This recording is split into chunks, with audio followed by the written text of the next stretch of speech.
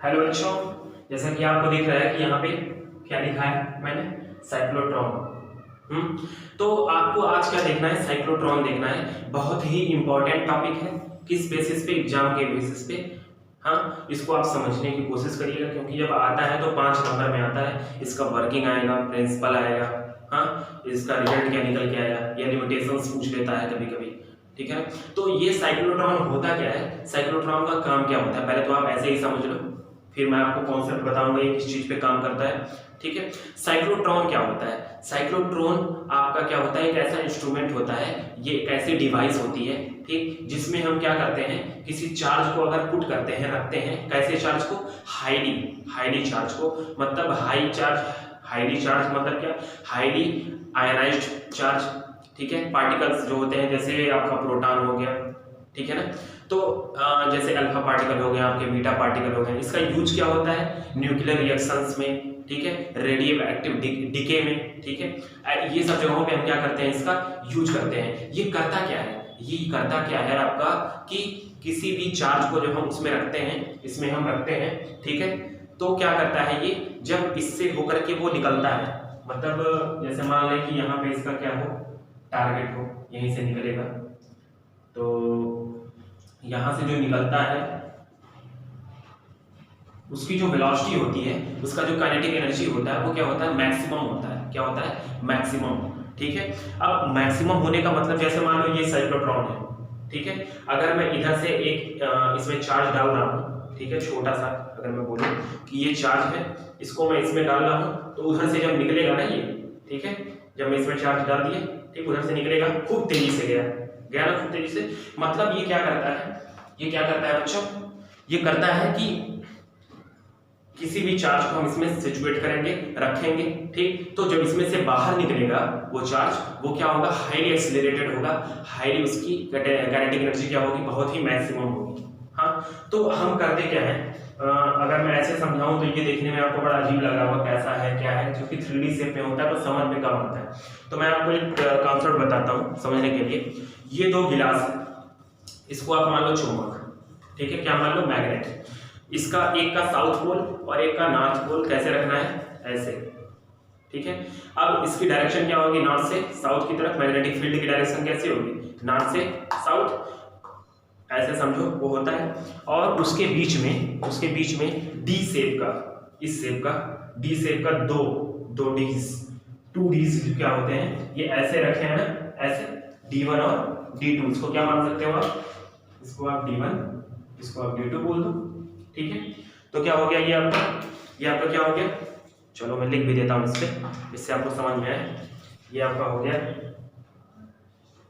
D1 और ये आपका हो गया D2, ठीक है। ये क्या हो गया D1 और ये क्या हो गया D2। इन दोनों को हमको क्या करना है, इन चुंबक के बीच में, इस मैग्नेट के बीच में क्या करना है, रख देना है, और ये ऊपर से ये हो गया। भाई थोड़ा थोड़ा गैप होता है, ठीक है, इसके बीच में, इसको हम तीनों को एक साथ मैं नहीं पकड़ सकता, ठीक है, ऐसे होता है कुछ, ये ऐसे उठा हुआ होता है और ऊपर से ये चुंबक, ठीक। तो होता क्या है, रियल में होता क्या है, आप देखिएगा, अगर मैं नॉर्मली आपको शेप बताऊं तो ये कैसा होगा, इस तरीके का, ठीक, ऊपर से चुंबक, नीचे से भी, ऊपर से मैग्नेट, नीचे से मैग्नेट, ऊपर वाले का नॉर्थ पोल नीचे की तरफ और नीचे वाले का साउथ पोल ऊपर की तरफ, और ये आपका क्या हो गया D1 और D2, ठीक। बस होगा क्या, इसी तरीके का होगा, बस एक यहाँ होगा तो दूसरा यहाँ सिचुएटेड होगा, ठीक, और तीसरा यहाँ पे सिचुएटेड होगा, इस तरीके से होंगे, ठीक है। और ये पूरा जो सिस्टम होता है वो बाउंडेड होता है, बंद होता है, पैक होता है, ठीक है। अब होता क्या है, यहाँ पे D1 और D2 से क्या होता है, एक वेव ऑसिलेटर लगा होता है, ठीक। वेव ऑसिलेटर का काम क्या होता है, ये ऑसिलेट करता रहता है, किसको, पोटेंशियल को, किसको पोलैरिटी को, मतलब D1 और D2 के पोलैरिटी को क्या करता रहता है, चेंज, मतलब कभी ये प्लस होगा और ये माइनस, जब चार्ज इसमें से इधर आया तो ये प्लस हो गया, ये माइनस, ये प्लस हो जाएगा, ये माइनस, फिर ये प्लस, ये माइनस, ये प्लस, ये माइनस। इसके नाते होता क्या है, इसके नाते ये होता है कि चार्ज जब यहाँ पे आती है, ठीक, तो इधर वाला इसको खींचता है, जब चार्ज यहाँ पे आ जाती है तो इधर वाला इसको खींचता है, तो इसके नाते क्या होता है, ये इसमें सर्कुलर मोशन करने लगता है, ठीक है। अब आपका मैग्नेटिक फील्ड की डायरेक्शन किधर है, परपेंडिकुलर ऊपर की तरफ, नॉर्थ से साउथ, मान लिया जाए नीचे वाला नॉर्थ और ऊपर वाला साउथ, ठीक है, क्या रखा हुआ था मैग्नेट, तो इसकी डायरेक्शन क्या होगी परपेंडिकुलर, इसकी परपेंडिकुलर, ठीक है। ये आपका 3D शेप में रखा हुआ है ऐसे, ठीक है, ये ऐसे नहीं रखा हुआ है प्लेन शेप में, ठीक है, ये 3D में रखा हुआ है इस तरीके से, ठीक है। तो यहाँ पे होगा क्या, ये वेव ऑसिलेटर क्या करेगा, इसको चार्ज मान लो, इसको मैं प्लस कर दूं, हाँ, और इसको माइनस, यहाँ पे चार्ज पार्टिकल रखा हुआ है, थोड़ा सा ऐसे ही बना देता हूँ 2D शेप टाइप का, जिससे आपको दिखाई दे और समझ में भी आए, ठीक है। थोड़ा सा और गैप देता हूँ इसके बीच में, जिससे आपको सारे सिस्टम समझ में आए इसके। देखो जैसे मैं यहाँ पे चार्ज को रखा, ठीक, तो प्लस से माइनस, एक इसके बीच में क्या होगा इलेक्ट्रिक फील्ड, भाई इसके बीच में ये आपकी प्लस से माइनस डायरेक्शन में क्या होगा इलेक्ट्रिक फील्ड, ठीक है ना, ये हो गया आपका। अब इलेक्ट्रिक फील्ड जो होगा केवल यहीं पे होगा, कहां पे होगा, केवल यहीं पे होगा, यहाँ पे नहीं होगा। क्यों, क्योंकि गाउस नियम में आपने पढ़ा था, गाउस लॉ में आपने पढ़ा है क्या, कि कंडक्टर के अंदर, किसी भी कंडक्टर के अंदर क्या इलेक्ट्रिक फील्ड क्या होता है, जीरो होता है, ठीक है। इलेक्ट्रिक फोर्स क्या होते हैं, इलेक्ट्रिक फील्ड जीरो होता है, तो कोई फोर्स नहीं लगता चार्ज के ऊपर। तो होगा क्या, जब चार्ज इसके ऊपर लगा फोर्स, तो ये क्या करेगा, यहां से यहां आया, ठीक है, थोड़ा टर्न होके क्यों आ रहा है, क्योंकि एक मैग्नेटिक फील्ड इसके परपेंडिकुलर लग रही है, किसके, कैसे लग रही है, परपेंडिकुलर, जो इसको क्या कर रही है, घुमा रही है, राउंड करने का काम कर रही है। क्योंकि आपको पता है कि अगर चार्ज मूव कर रहा है, ये चार्ज ऐसे मूव किया, चार्ज कैसे मूव किया, इस तरीके से, और मैग्नेटिक फील्ड किधर है, ऊपर की तरफ। तो आपने अभी कल ही पढ़ा है, आप चाहे राइट हैंड पाम रूल से भी निकाल सकते हैं, कैसे, सेकंड वाले रूल से,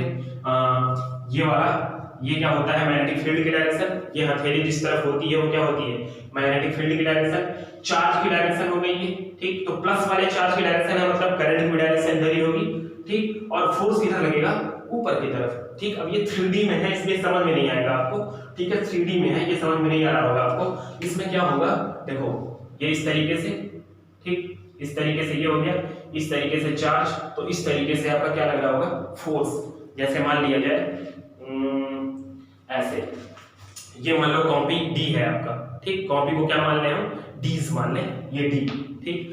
अब चार्ज जब है इस पे मान लो डीज पे आ गई, ठीक, तो यहाँ पे आपकी क्या लग रही है, ये मैग्नेटिक फील्ड, ये आपका क्या है मोशन, ठीक है ना, ये आपका क्या है मोशन, ये देखना है ध्यान से, ये आपकी मैग्नेटिक फील्ड परपेंडिकुलर, और ये आपका मोशन इस तरफ हो रहा है चार्ज का, ठीक। तो फोर्स किधर लगेगा, फोर्स इस साइड लगेगा, किधर, इस साइड, ठीक है ना। तो ये क्या करेगा, ऐसे घुमाएगा फोर्स इसको, ठीक है ना, हर जगह पे फोर्स क्या करेगा, इस तरफ लग रहा होगा, ठीक, यहाँ पे पहुंचेगा तो इस तरफ ऐसे ऐसे घूमता चला जाएगा, ठीक। तो क्या घूम जाएगा, ये किस तरफ घूम जाएगा आपका, राउंड घूमेगा, ठीक है, किस तरीके से घूमेगा, ये इसको घुमा देगा इस तरफ, और ऐसे देखिएगा ध्यान से, ये क्या करेगा, ऐसे घूमेगा, ठीक, सेमी सर्कल घूमा, और जो ही यहाँ पहुंचेगा, जो ही यहाँ से पहुंचा, यहाँ से निकलने की कोशिश करेगा, तुरंत क्या हो जाएगी, पोलैरिटी इसकी चेंज हो जाएगी, प्लस इधर और माइनस इधर। क्यों चेंज हो जा रही है, क्यों चेंज इसलिए हो रही है भाई, ये चार्ज है, अगर चेंज नहीं होगी तो ये चार्ज यहाँ से यहाँ जाएगा कैसे, उसको पोलैरिटी चेंज चाहिए ना, उसको एक फोर्स चाहिए जो इसको यहाँ से यहाँ तक लेके जाएगा। इसीलिए यहाँ पे क्या लगाया हमने, वेव ऑसिलेटर लगाया है, जो क्या कर रहा है, पोलैरिटी को चेंज कर दे रहा है। तो चार्ज आपका जब यहाँ से यहाँ पहुंचा तो पोलैरिटी निकलते समय ही चेंज हो गई, तो अब आपकी इलेक्ट्रिक फील्ड की डायरेक्शन किस तरफ हो गई, इसीलिए मैं दिखा नहीं रहा था, फिर मिटाना पड़ेगा, ठीक। अब आपकी इलेक्ट्रिक फील्ड की डायरेक्शन किस तरफ हो गई, इस तरफ हो गई इलेक्ट्रिक फील्ड की डायरेक्शन, और इस तरफ होने के नाते क्या हो गया, चार्ज फिर इधर की तरफ मूव करेगा, ठीक। अब क्या हो रहा है, यहाँ पे आने के बाद जब आपकी पोलैरिटी चेंज हो रही है, इसको खींच रहा है, तो क्या कर देगा, इसका वेलोसिटी जब बढ़ रही है भाई, वेलोसिटी बढ़ेगी ना, ठीक, और वेलोसिटी जब बढ़ेगी, और वेलोसिटी बढ़ाने का काम कौन कर रहा है, वो इलेक्ट्रिक फील्ड कर रहा है। कौन कर रहा है, इलेक्ट्रिक फील्ड। क्यों, क्योंकि इलेक्ट्रिक फील्ड इसको खींच रहा था, और बी का काम केवल क्या हो रहा है, बी केवल क्या काम कर रहा है, फोर्स लगाने का, और वो क्या कर रहा है, केवल फोर्स आपका रेडियस चेंज कर रहा है, डायरेक्शन आपका चेंज कर रहा है, सॉरी रेडियस नहीं, डायरेक्शन केवल चेंज कर रहा है, ठीक। डायरेक्शन चेंज के साथ साथ, ठीक, रेडियस कौन चेंज कर रहा है, वेलोसिटी चेंज हो रही है, तो रेडियस भी आपका क्या हो जा रहा है, चेंज हो जा रहा है, ठीक है। और वेलोसिटी और रेडियस दोनों चेंज होगा, तो वो कैसी मूव करेगी, स्पाइरल शेप में, यहाँ आएगी, फिर इधर घूमी, फिर ऐसे, फिर ऐसे, फिर ऐसे, ऐसे क्या करेगा, वो मूव करने लगेगा और टारगेट पे आकर के ये क्या होगा, बाहर की तरफ निकल जाएगा। ठीक है, तो ये आपका क्या हो गया, मोशन हो गया किसका किसका किसका, चार्ज का। ठीक, कैसे हुआ, कैसे हुआ, आपका एक बार घूमा, ठीक, एक बार आधा घूमने के बाद क्या होगा, यहाँ पे पोलैरिटी चेंज हो जाएगी, वो प्लस हो जाएगा, ये प्लस हो गया, वो माइनस हो गया, फिर यहाँ पे आया, फिर पोलैरिटी चेंज होगी, वो प्लस हो जाएगा, ये माइनस, फिर से यहाँ आएगा। तो वेलोसिटी, ध्यान से समझिएगा, वेलोसिटी चेंज करने का काम कौन कर रहा है, इलेक्ट्रिक फील्ड। ठीक है, और डायरेक्शन चेंज करने का काम कौन कर रहा है, मैग्नेटिक फील्ड। ठीक है ना, डायरेक्शन चेंज कैसे हो रहा है, क्योंकि उसके ऊपर मैग्नेटिक फील्ड के नाते एक फोर्स लग रहा है, जिसको हम कैसे निकाल रहे हैं, right hand palm rule second से भी निकाल सकते हैं, या लेफ्ट हैंड फ्लेमिंग के रूल से भी हम निकाल सकते हैं कि फोर्स उसके ऊपर किस तरफ लग रहा है। ठीक है ना, अब आपको मैं बताता हूं कि क्या होता है, इसका थ्योरी क्या है, आप ध्यान से देखिएगा भाई। जब आपने पढ़ा था कल, क्या पढ़ा था कि यूनिफॉर्म मैग्नेटिक फील्ड में, ठीक, कि मोशन कैसा होता है चार्ज का, तो उसके लिए रेडियस आपने पढ़ा था QB by MB by QB। ठीक है, ये आपने कल पढ़ा हुआ था, MB बाई QB। तो आपने क्या देखा था कि जो रेडियस है, रेडियस वो किसके ऊपर डिपेंड करता है, वेलोसिटी के ऊपर। अब आपको पता है कि ये हाफ सेमी सर्कल घूमने के बाद ही क्या हो जा रहा है, सेमी सर्कल घूमने के बाद ही क्या हो जा रहा है, इसकी वेलोसिटी चेंज हो जा रही है। क्यों, क्योंकि पोलैरिटी चेंज होने के नाते इलेक्ट्रिक फील्ड का डायरेक्शन भी चेंज हो जा रहा है, और वो क्या कर दे रहा है, इसके वेलोसिटी में चेंज कर दे रहा है। और वेलोसिटी जब चेंज होगी, वेलोसिटी चेंज वो भी क्या हो रही है, ज्यादा हो जा रही है। ठीक है, वेलोसिटी जब चेंज हो रही है, ज्यादा हो जा रही है, तो रेडियस भी आपका क्या हो जाएगा, ज्यादा हो जाएगा। दिख रहा है कि नहीं दिख रहा है? ठीक है, वेलोसिटी, अगर आपकी वेलोसिटी चेंज हो रही है तो रेडियस भी आपका क्या हो जाएगा, ज्यादा हो जाएगा। मतलब कि आपका रेडियस क्या होता जाएगा, चेंज होता जाएगा। ठीक, और मैक्सिमम रेडियस क्या होगा आपका, मैक्सिमम रेडियस आर मैक्स की अगर बात करें तो कितना होगा, वो V max upon Q into B, ये आपका क्या हो जाएगा, रेडियस मैक्सिमम। ठीक, या वेलोसिटी मैक्सिमम की बात करें, मैक्सिमम रेडियस का मतलब जितना बड़ा से बड़ा सर्कल इसमें बन सकता है वो आपका मैक्सिमम रेडियस, क्योंकि उसी टाइम पे टारगेट के पास ये क्या होगा, बाहर जाके निकल जाएगा, अब उसके पास जगह नहीं बचेगी घूमने के लिए। ठीक है, तो क्या हो जाएगा, QB R मैक्स अपॉन यम, ये हो गया आपका V मैक्सिमम। अब यहां से अगर आप काइनेटिक एनर्जी निकालना चाहो तो काइनेटिक एनर्जी क्या हो जाएगी, kinetic energy maximum half mv square होती है, तो यम मैक्सिमम का स्क्वायर, तो हाफ यम मैक्सिमम की value QB R maximum upon m का होल स्क्वायर। ठीक है, तो क्या हो जाएगा, एक m से एक m कट गया, तो हो गया Q square V square R maximum का स्क्वायर अपॉन m। ये आपका हो जाएगा क्या, काइनेटिक एनर्जी मैक्सिमम। क्या हो जाएगी, काइनेटिक एनर्जी मैक्सिमम की वैल्यू। ठीक है, अब यहां से अगर मैं उसकी बात करूं, किसकी, अगर मैं फ्रीक्वेंसी की बात करूं या टाइम पीरियड की बात करूं, तो टाइम पीरियड आपका क्या होगा, T बराबर 2 पाई R बाई वेलोसिटी इसकी कितनी है, V। ठीक है, ये तो होगा नहीं, कहीं तो आपने पढ़ा था टाइम पीरियड। तो ये क्या है, टोटल टाइम पीरियड है, मैं हाफ से